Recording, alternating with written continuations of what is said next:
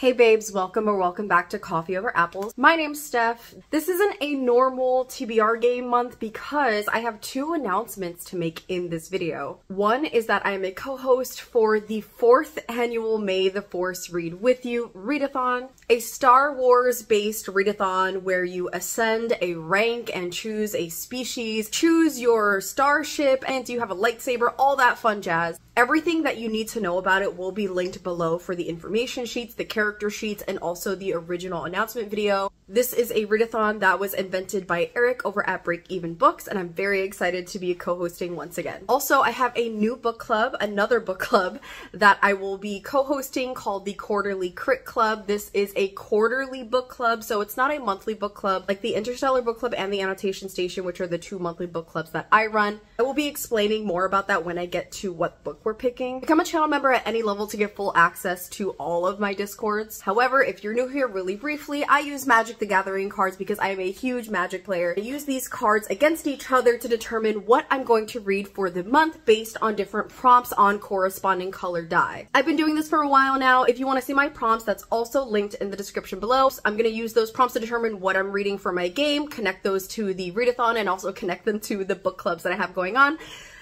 This could be a big one. Anyway, let's get started with round number 1.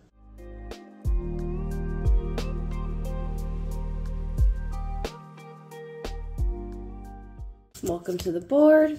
We have cards from the newest set, Tarkir, and we're going to shuffle them and use them to figure out what we're reading for the month of May. Here we go with round 1. Ooh, exhale, instant, 2 mana, white, versus Summit Intimidator, 4 mana, red wins. Let's roll a red die. Handy dandy dice.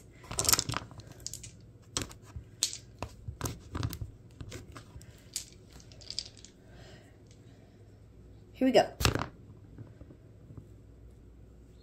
8. A red 8. The prompt for red 8 is something with drama. In my brain, okay, something with drama, because I feel like drama could technically mean a lot of things. If you have a plot, chances are that there's some form of drama, but in my brain, I think extra, over the top, like K-dramas. I love K-dramas. Give me the melancholy, give me the ridiculous, give me just like anything that's gonna make me cackle out loud or go, what the heck is going on? So I have the perfect pick for this because luckily, thank goodness, my friends in the Interstellar Book Club, the Sci-Fi Book Club, which we meet monthly to read sci-fi books, and if you'd like to join us, that is free to join. The link is in the description below. We chose to read I Got Abducted by Aliens and Now I'm Trapped in a Rom-Com, because what is more dramatic than a rom-com? This is by Kimberly Lemming. I'm very excited to read this. I did meet the author recently, and this is a signed edition. This is their newest book. Scientist, paleontologist, ridiculousness, a PhD in wildlife biology. She's attacked by a lion. She's saved, but she's also abducted by aliens, and then she's got this hot guy with horns and the tail and hooves. So we're gonna nerd out over some alien biology and then run away from dinosaurs, and that sounds amazing. It's super short and it looks extra. That's exactly what I need right now. I didn't really like pre-choose what I was gonna do for the Sci-Fi Readathon. I just decided to play my TBR game and then kind of see like what books I get and maybe fit those into prompts. So for the species prompt, the prompt for the Yoda species is to read a sci-fi, so I'm gonna use this, and looks like I'm gonna be a Yoda or a Grogu or whatever you want to call it.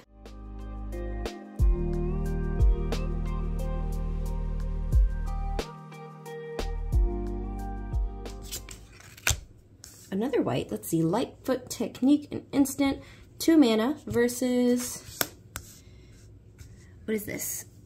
Crochic Nest Guard, 2, 3 mana, green, defender. Okay, we're rolling a green this time.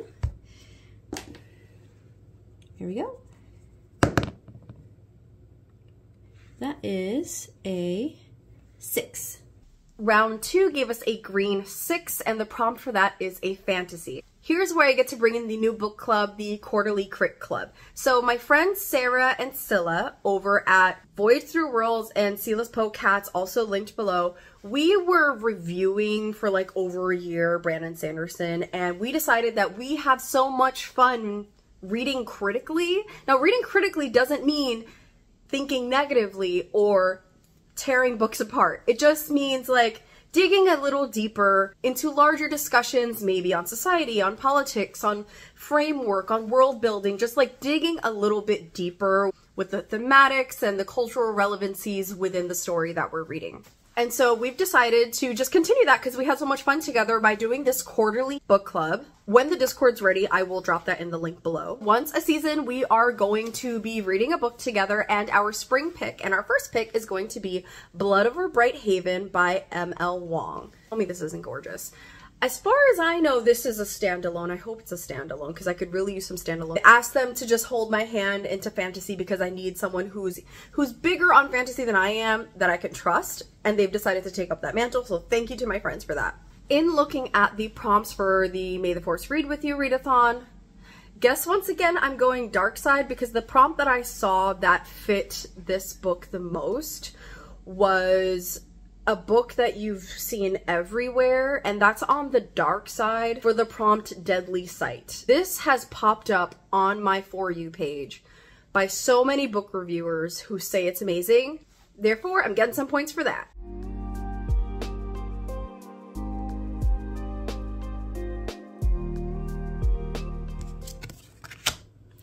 Fleeting Effigy is 1 red mana versus a 5 mana Adorned Crocodile. Okay, we are rolling black. 5 beats 1. A black die. Here we go. Ooh, a black 6. Round 3 is a black 6, which is a reread. This is a reread for me. One of my all-time favorite series. So this is volume 4. If you've never read Tokyo Ghoul or know anything about Tokyo Ghoul, it is a horror. I love it to pieces. Some people might find it cringe, and I honestly don't care. For the readathon, however, this is going to go into the equipments, and I'm going to use this for the prompt of Datapad. So something where the description has a number in it. This being the 4th installment in a series, it is in the description. So far, so good.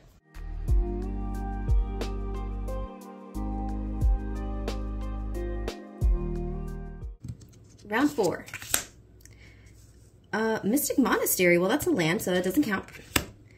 Let's see. Okay, 3 mana white Dulkivin Pack Beast versus 4 mana Venerated Storm Singer. 4 beats 3. We are rolling another black die. And go.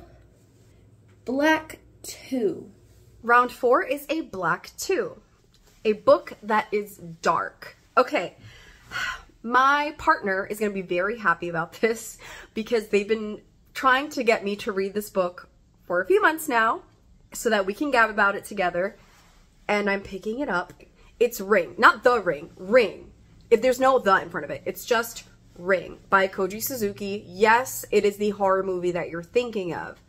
Apparently, my partner has told me that this has been miscategorized in the horror section because yes, it is horrorful, but that this is very much a sci-fi horror, and that also the whole girl in a TV thing does not exist in this book, and that was just added for the film adaptation.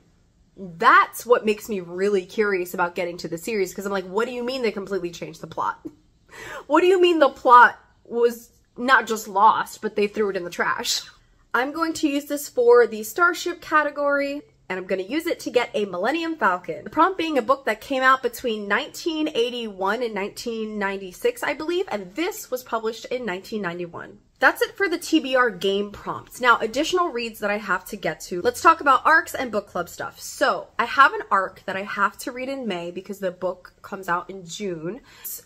This is a digital arc that I got of Bury Your Bones in the Midnight Soil by V.E. Schwab. Lesbian vampires is literally all I know about this, and that makes me excited more than anything. The way that I'm going to fit this into the readathon is I'm going to use it for the assistance category in order to get a droid assistant. The prompt for that is to read something that has a non-human character or features something that doesn't have humans, and so these are vampires. I don't think that counts as humans. I'm gonna carry this over from April if I can, because I really just want to finish the series before it gets too far and I'd like struggle to remember anything. It's for the doppelganger prompt. A word in the title is also like part of the cover.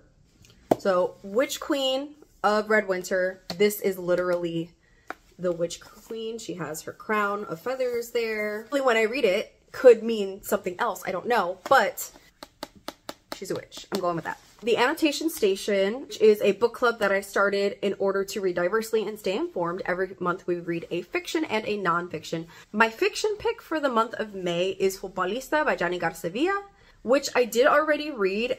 I'm choosing this as the pick for our group because I want to show this author some love. This is a new release. It came out in April, and the thing about this author is that this author writes amazing queer young adult, and this is now their first new adult romance, and it's absolutely gorgeous. A college student, bi awakening, loving friends and family. There's conflict, but it's about queer joy, and it's beautiful. So please check it out. Even if you don't read it for the book club, please check it out.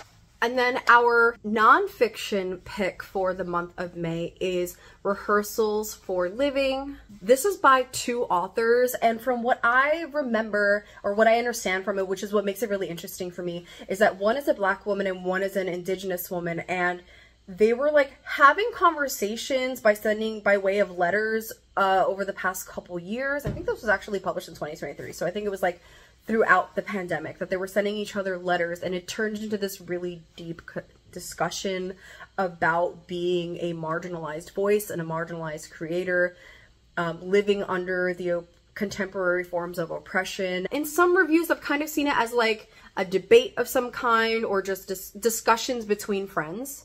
That sounds wholesome, it sounds insightful, and it sounds like something that's going to make a really interesting discussion. So if you'd like to read that with us, become a channel member or check out the live show that's going to be scheduled. Lastly, I don't know if I'm going to get to this by the end of May, but I have to get to it by the beginning of June, so we'll see what happens.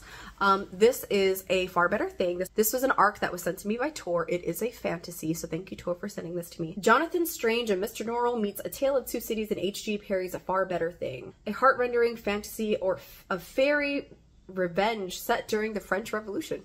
It just sounds like a fun time. So in May, I've got to read this, and this, and this, and this, and this, and this, read this, and maybe this. We'll see where that goes. I post videos whenever creativity strikes. Thanks for watching. Bye.